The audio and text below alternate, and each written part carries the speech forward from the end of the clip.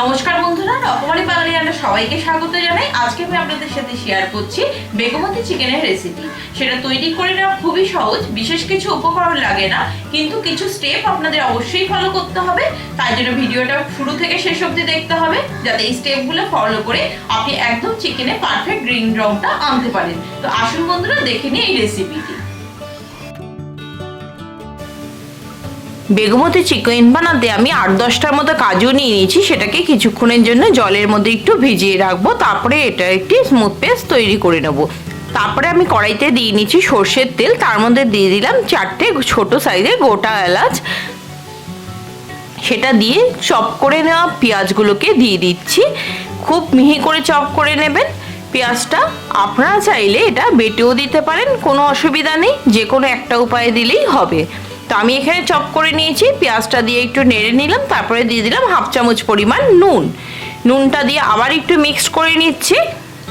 ভালো করে মিক্স করে নিতে হবে আর পেঁয়াজটাকে খুব সুন্দর করে ভেজে নিতে হবে। পেঁয়াজটা কিছুক্ষণ হতে দিতে হবে, একটু নেড়ে নেড়ে ভেজে নিয়েছি। দেখুন পেঁয়াজটা আমার এখন অনেকটা ভাজা হয়ে গেছে।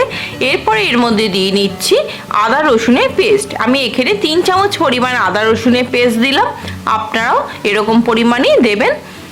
আমি আদা রসুনে খোসা ছাড়িয়ে সেটা মিক্সারে পেস্ট করে নিয়েছি। আমি এখানে সমস্ত পেস্টটা দিয়ে নিলাম, তারপরে এটা পেঁয়াজের সাথে খুব ভালো করে মিক্সড করে নিচ্ছি। খুব ভালো করে মিক্স করে নিতে হবে। তারপরে এর মধ্যে চিকেনটাকে দিয়ে দেবো। চিকেনটা কোনোভাবে ম্যারিনেট করা নেই, শুধু ধুয়ে রাখা হয়েছে, পরিষ্কার করে ধুয়ে নিয়েছি, সেই চিকেনটাই আমি দিয়ে নিচ্ছি। এই চিকেন তৈরি করতে কোনো রকম চিকেন ম্যারিনেশনের প্রয়োজন নেই। এরপরে চিকেনটা দিয়ে খুব ভালো করে মিক্স করে নিচ্ছি। খুব ভালো করে মিক্স করে নেবেন, যাতে চিকেনের সাথে পেঁয়াজটা খুব ভালো করে মিশে যায়। খুব ভালো করে মিক্স করে নেওয়ার পরে আমি এখানে কিছু গুঁড়ো মশলা দিয়ে নিচ্ছি। দিয়ে দিলাম 1 চামচ পরিমাণ নুন, 1.5 চামচ পরিমাণ ধনে গুঁড়ো, আর সাথে দিচ্ছি 1 চামচ পরিমাণ জিরের গুঁড়ো, আর সামান্য একটু পরিমাণ হলুদ গুঁড়ো। হলুদ কিন্তু একদমই বেশি পরিমাণ দেবেন না, তাহলে যে গ্রিন ভাবটা সেটা কিন্তু আসবে না। তাই সামান্য একদম পরিমাণ হলুদ গুঁড়ো দিলাম। এই মশলাগুলো দিয়ে খুব ভালো করে মিক্স করে নিলাম, তারপরে কিছুক্ষণের জন্য ঢাকা দিয়ে রাখলাম। এই মুহূর্তেও কিন্তু আমি কোনো জলের ব্যবহার করিনি। চিকেনটা হতে হতে আমি একটি পাত্রে জল নিয়ে নিয়েছি, তার মধ্যে দিয়ে দিয়েছি বেশ কিছুটা পরিমাণ ধনে পাতা, 3টে কাঁচা লঙ্কা এবং পেঁয়াজ পাতা। সেগুলো 1 মিনিটের জন্য জলের মধ্যে একটু ফুটিয়ে নেব। বেশিক্ষণ সময় ধরে কিন্তু একদমই ফোটাবেন না, তাহলে পাতাগুলোর গ্রিন ভাবটা চলে যাবে। তারপরে একটি পাত্রের মধ্যে বেশ কয়েকটা আইস কিউব নিয়ে নিয়েছি, তার মধ্যে পেঁয়াজ পাতা এবং ধনে পাতাগুলোকে তুলে দিচ্ছি গরম জল থেকে, নিয়ে ঠান্ডা জলে দিতে হবে। তাহলে এটা মিক্সচারটা করলে গ্রিন ভাবটা খুব ভালো থাকবে। এই স্টেপটা কিন্তু অবশ্যই ফলো করবেন বেগমতি চিকেনে সুন্দর গ্রিন ভাবটা আনার জন্য। এই মুহূর্তে আমার চিকেনটাও হয়ে এসছে অনেকটা। আমি একটু ঢাকাটা খুলে আবার নেড়ে নিচ্ছি। কিছুক্ষণ পরেই কিন্তু আমি পেস্টটা করে নেব। এই মুহূর্তে একটু চিকেনটা নেড়ে নিচ্ছি। এই সময় চিকেনটা খুব ভালো করে নাড়া হয়ে গেছে। পরে আমি দিয়ে দিলাম কাজুর পেস্টটা দিয়ে আবার মিক্স করে নিতে হবে। কাজুর পেস্টটা দেওয়ার পরে আমি দিয়ে দিচ্ছি 1/2 চামচ পরিমাণ গোলমরিচ গুঁড়ো।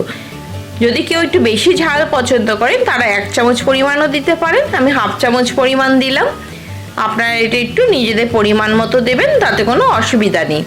গোলমরিচ গুঁড়ো দিয়ে ভালো করে নেড়ে আমি আবার 10 মিনিটের জন্য ঢাকা দিয়ে রাখলাম। এই সময় কিন্তু চিকেন থেকে অনেকটাই জল ছেড়ে এসছে। আমি কিন্তু এখনো কোনো জলের ব্যবহার করিনি। এই সময় আর একটু নেড়ে নিচ্ছি, আর চিকেনটাও কিন্তু সুসেদ্ধ হয়ে এসছে। এই সময় আমি আবার দিয়ে দেবো তৈরি করে নেওয়া পেস্টটা। দেখুন পেস্টের রংটা কিন্তু খুব সুন্দর গ্রিন কালার এসছে। এরকম গ্রিন কালার পেতে গেলে কিন্তু আইস কিউব দিয়ে ঠান্ডা জলের মধ্যে ধনে পাতা এবং পেঁয়াজ পাতাটা তুলে দিতেই হবে, না হলে কিন্তু এত সুন্দর গ্রিন কালারটা কিন্তু আসবে না। এবার মিক্সার জার ধুয়ে দিয়ে দিলাম সামান্য পরিমাণ একটু জলটা দিয়ে ভালো করে একটু নেড়ে নেব। আর কিন্তু খুব বেশি সময় ধরে রান্না করার প্রয়োজন নেই, তাহলে এই গ্রিন ভাবটা চলে যাবে। সামান্য একটুখানি সময় ধরে রেঁধে 1 মিনিটের জন্য আমি একটু ঢেকে দিচ্ছি।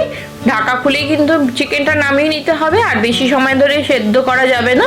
তাই লাস্ট মুহূর্তেই কিন্তু এই মিক্সচারটা দিতে হয়, প্রথম দিকে দিলে কিন্তু হবে না। আমার রান্নাটা হয়ে গেছে, আমি কিছুক্ষণের জন্য একটু গ্যাস বন্ধ করে ঢাকা দিয়ে রাখলাম। তো বেগমতি চিকেন করে নেওয়া কিন্তু খুবই সহজ।